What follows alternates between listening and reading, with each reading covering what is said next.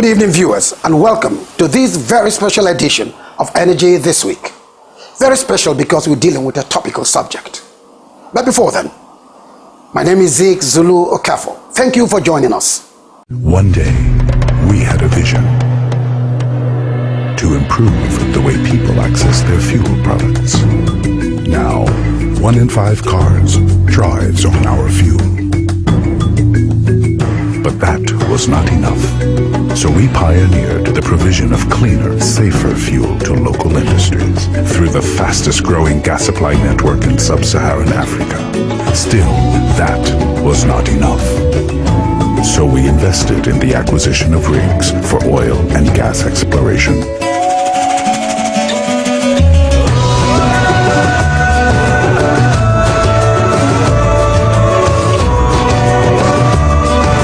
Strive towards our future when we, a proudly Nigerian company, will offer the complete solution to Nigeria's energy needs. Owando, the future is here. Our focus tonight is the current fuel shortage across the country, a development we have appropriately dubbed the return of fuel crisis. But first, before we go into this, let's serve you the news of the week. Welcome to News of the Week. First, the headlines. Owando rewards lubricant distributors. Gas Flare Conference kicks off March 10. Owando Marketing PLC has lifted the fortunes of its distributors nationwide by rewarding committed and diligent partnership demonstrated by star distributors who met and exceeded year 2013 set targets in the sale of Owando Oleum range of lubricants. The reward include incentives ranging from cash prizes, 15 kilovolt generator sets, and a brand new Nissan pickup truck, all of which were presented recently during the Lubes Distributors Awards held at the new ultra-modern head office complex located at Apapa. As an integral part of the award ceremony, the distributors who came from all parts of the country were availed the opportunity to have a better understanding and first-hand experience of the meticulous product manufacturing process for all premium lubricant brands as they were taken round on a facility tour of the state-of-the-art Apapa Lubes blending plant. Earlier in his welcome address at the occasion, Lubricant Research and Development Manager, Mr. Mohammed Dahiru, had disclosed that the award initiative was instituted as Owando Marketing PLC's way of recognizing the distributors for their outstanding performance in year 2013.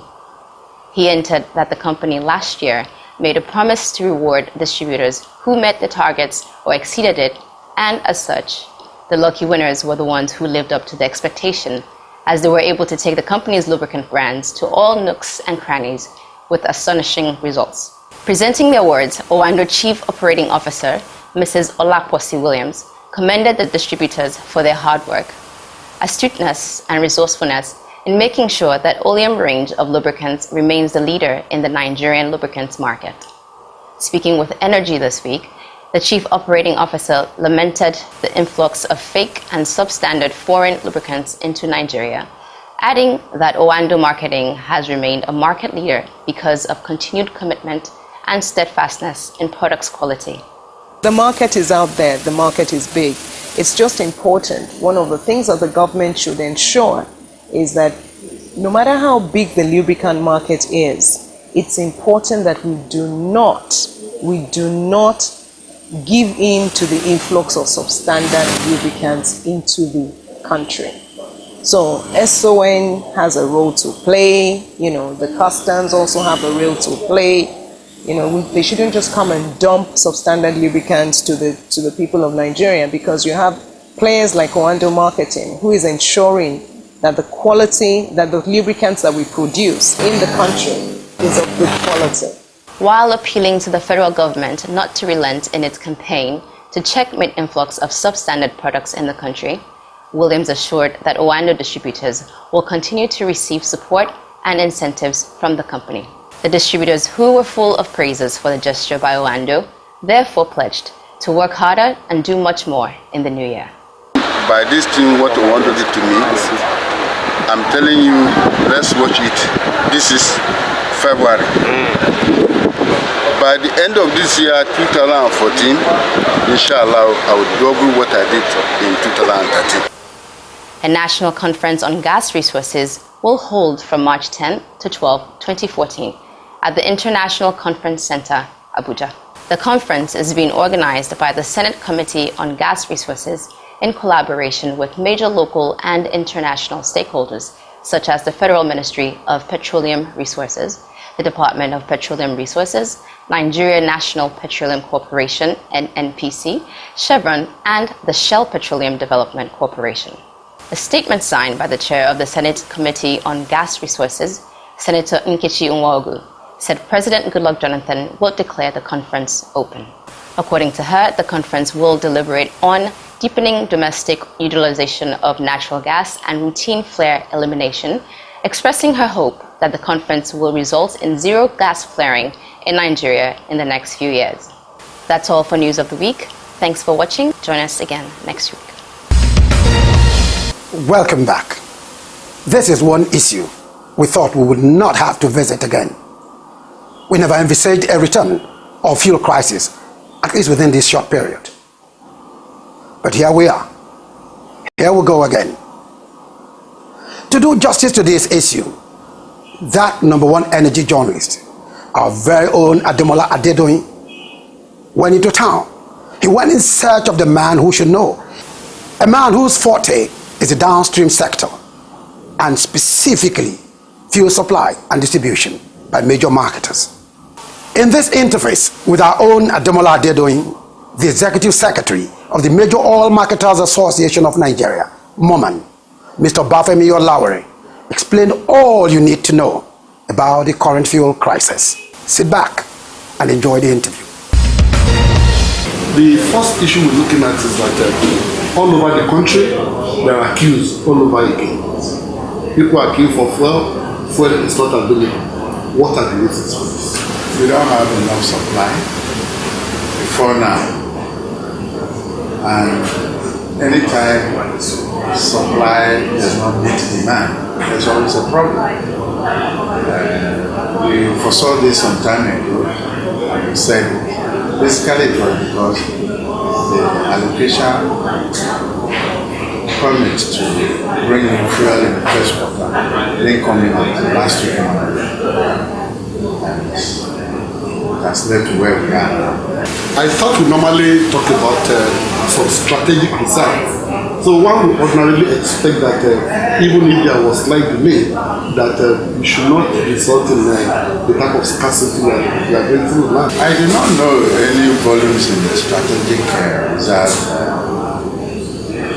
However, if we have been able to hold the country from the beginning of the quarter till now, then you will realize that whatever we have consumed may have come from 2 or 3 sources: strategic supply, quantities that spilled over from Q4 2013 to Q1 2014.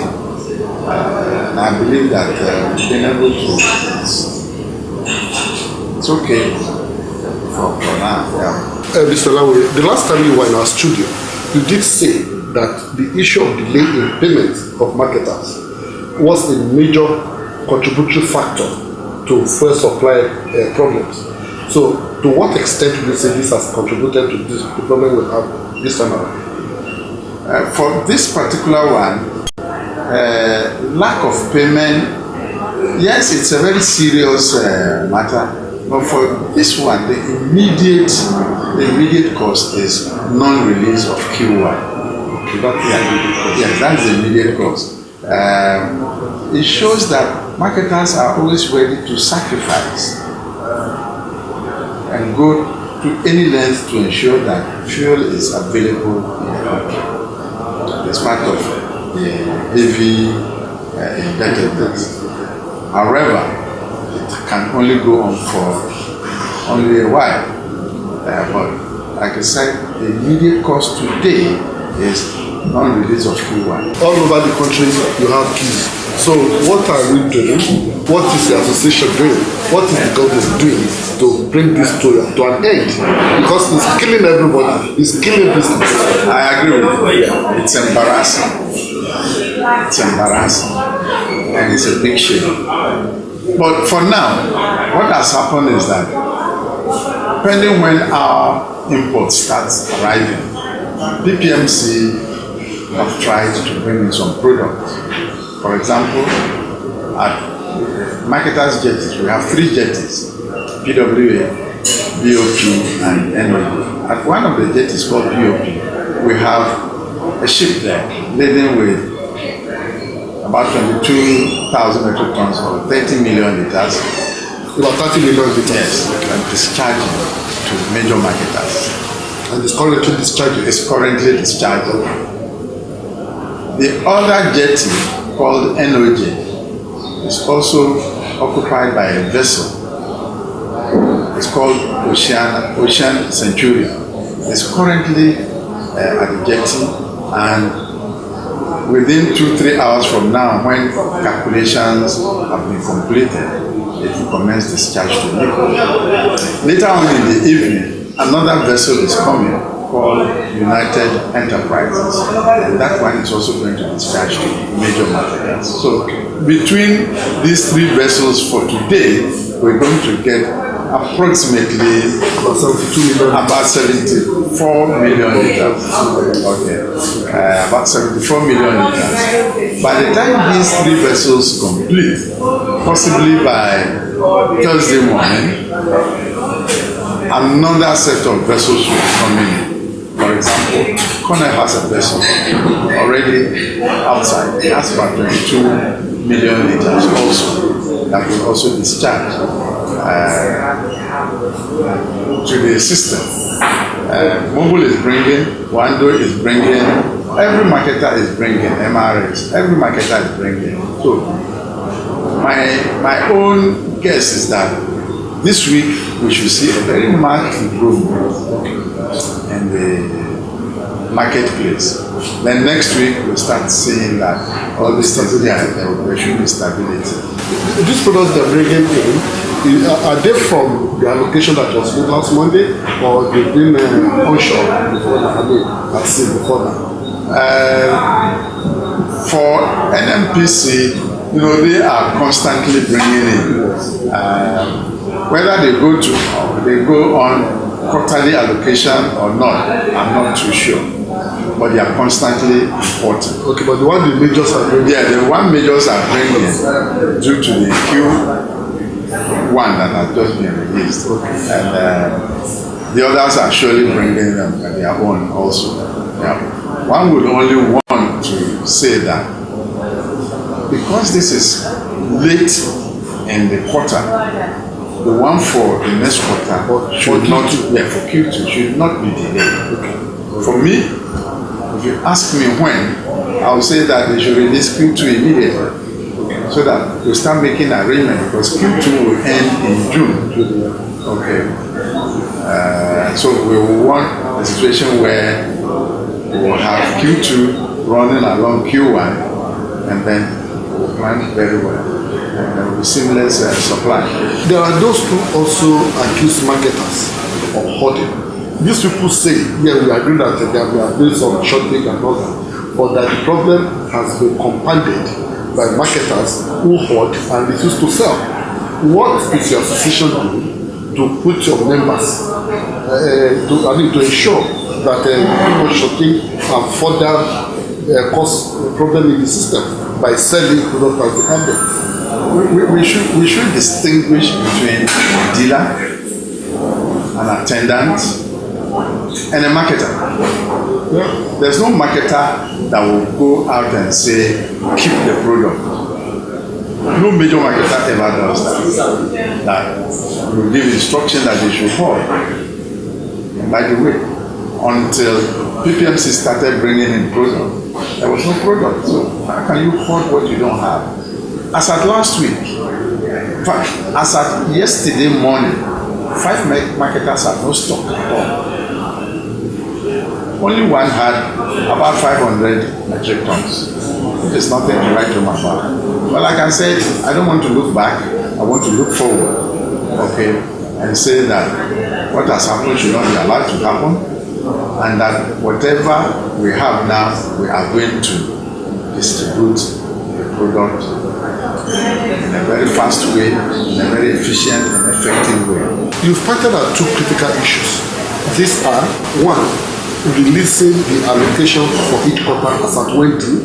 Secondly, paying marketers as at when due. That if these two can be done, supply will be stabilized, if I get you right. Are those the only two critical factors in this business? Are there some others that you will say, okay, if you also do this and that, in the context of looking for what are the other things you want the government to do to ensure stability in supply? You see, the other factors are not as critical as these two. There are some other factors. There could be delays by other government agencies, but they are not. They are just mere irritations. They are not the real problem.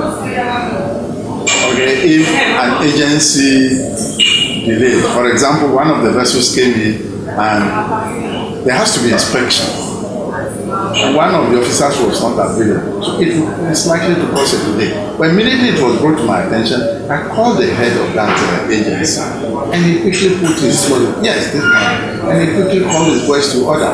So those are some of the things. Everybody must do their job. Now, and this is not the time to say, oh, okay, let me rest small. We have to all get this thing, this problem fixed immediately. It is a shame to me. Yeah. We want to tell viewers at home, there is also the contention. The talk is out there that the reason why there is scarcity is that government is preparing for a hike in the price of the PMS. Is there any truth to this? Not to the best of I, with due respect and without being too modest, I always have an idea of when there's going to be a price increase. I can assure you I don't have that idea, and I don't think it's on the table. Because price increases don't just come like that. We meet, stakeholders meet, we look at factors, and then we can then advise on what to do. The final price may be taken by government, the decision for that may be taken, but we would have known some homework. Yes. Okay. So I would like to say that there is no truth in the rumor. So it's not on the table. Yes, it's not on the table. Oh, okay. Now let us look at the issue of the critical one that you have also spoken about on the occasions that you've been to our studio. That is the issue of deregulation. There are people who are of the opinion that the only way you can have a final solution to this problem of petroleum product supply and distribution is to deregulate and let people be able to play in the marketplace.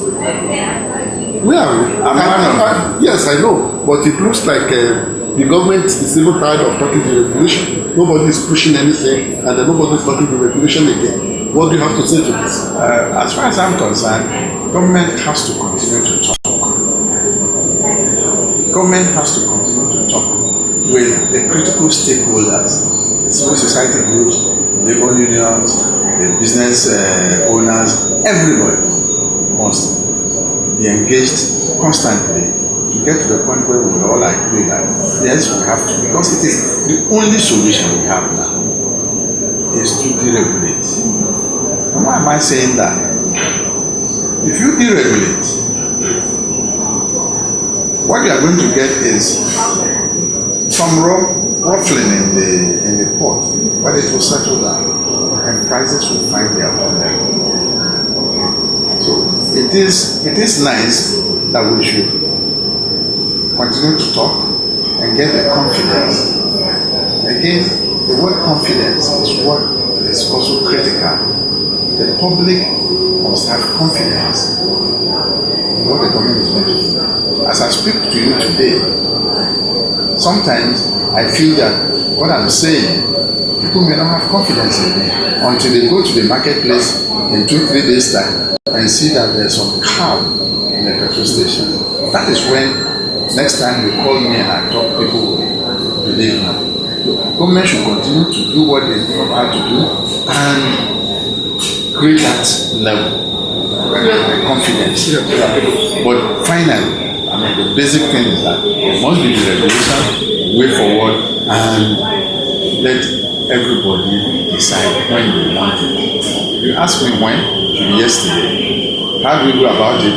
PIB should be passed immediately. Let's look at the issue of petroleum product supply again. And there's an issue that bothers me.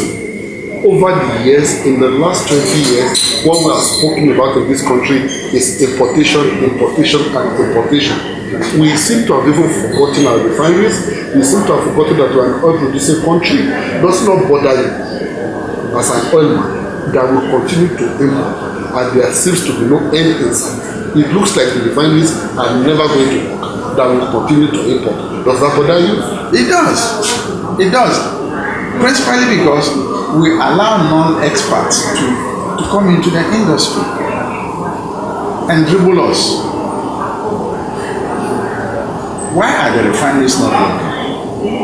Again, for me, it is because it is owned by government. Once you change the ownership structure, and I will repeat it every time, anytime I get an opportunity, once you change the ownership structure, the refineries will work. We continue to hear of money being voted for TAM and this and that and that. I've not seen it. It doesn't work. But a private individual that owns the refinery will fix it. I'm looking forward to the time when Dangote refinery will come on stream, and everybody will know that Dangote will not allow that refinery, his refinery, Not to work for 1 day. not to work for 1 day. Okay, but it's government, so nobody cares. Nobody cares. Even the workers don't care for now. But if you change the ownership, the same workers will do wonders and will clap for them. Lastly, Mr. Olawore, I think the major fear of the average Nigerian really is about price hike. The impression there is that you deregulate today, prices will go haywire. And 97 naira per liter could go 150 naira per liter. And to the average Nigerian, the only social net that they seem to have is that low price fuel. So if you take it off, prices of foodstuff will go up, transportation will go up, there will be social anomaly. That is the fear. How do you tackle it? It's unfortunate that those that know are not talking. That there was a time there was deregulation in the sector. Regulation didn't come up until PF came on stream. The decree setting up PF was 1973, but they started operation in 1975. Okay, that was when we started having prices being fixed. Before then, like I said that I programmed earlier on today,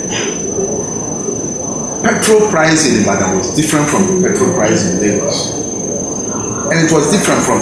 And people have forgotten that what you buy in Lagos was different from what you buy in Kano. That's the beauty of deregulation. Okay, and people have forgotten. The old ones should remind the young ones that there was a time milk was considered as essential commodity. They used to call it a simple in this country, all right, because the price was controlled, and then you had government doing all this. But by the time it was thrown open, everybody was able to bring milk, and we're all drinking milk. Did the price go haywire? If we do it that way, I'm saying that I'm old enough to know that when petrol was free, we had several grades of petrol in this country. Super, ordinary, and all that. Okay. We still can go back and make life easy for everyone. From your analysis, you are saying price will be stabilized at the end of the day when you have the regulation. But it may have to go up initially. That initial dislocation, how do you think it should be tackled? Because if you deregulate today, like you did say, and like you have analyzed in some other fora, if you deregulate today, of course prices will go up first, then later it will stabilize. Those initial dislocations, how do we tackle them in order to assure Nigerians that look, this is in your own interest?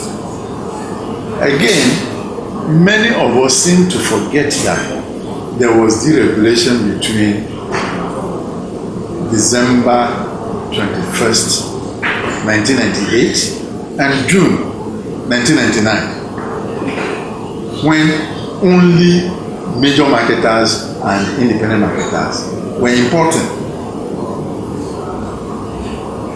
We were the only ones importing then. Effectively, by February 1999, NNPC was not importing.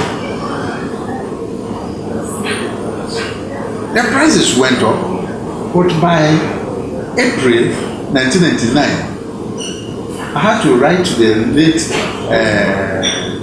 Chief Adams to let us sit down again and look at the price, that the way it was going, it was getting too low. Okay, so I want to believe that the same scenario will play itself out when it will just be moving up and down, but it will settle somewhere, and we shouldn't be afraid of that. Whether we like it or not, we have to deregulate. Otherwise, all these accusations and counter accusations of subsidy money going this way or that way will continue. And who is gaining from it? Nobody. I'm not. Yes. My industry is not. Only very few fat cats. I don't know them. Only very few. But my industry is not, certainly not enjoying it. Okay. Because what people think subsidy is not true. People think that subsidy is like dash money. It is not. It is cost that you have incurred that government is paying you back. Yeah. Thanks so much, Mr. Olawore. We thank you so much for taking our time to talk to us. I will not hesitate to call on you again. Thanks so much. I'm always ready. Invite me. Thank you very much. Thank you. One day, we had a vision to improve the way people access their fuel products. Now, 1 in 5 cars drives on our fuel. But that was not enough. So we pioneered the provision of cleaner, safer fuel to local industries through the fastest growing gas supply network in sub-Saharan Africa. Still, that was not enough. So we invested in the acquisition of rigs for oil and gas exploration.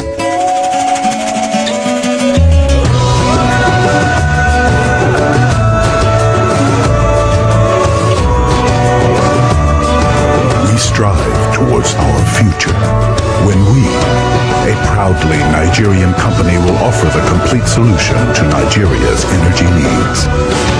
Owando, the future is here. Well, viewers, the Oracle has spoken with facts and figures at his disposal. This should bring some sense of relief.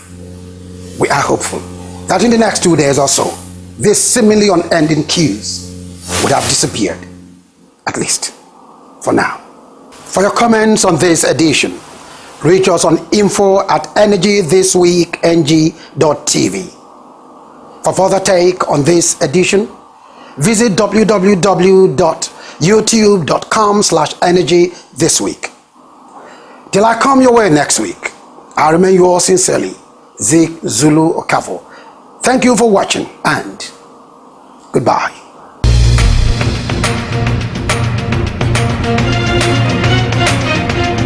Thank you.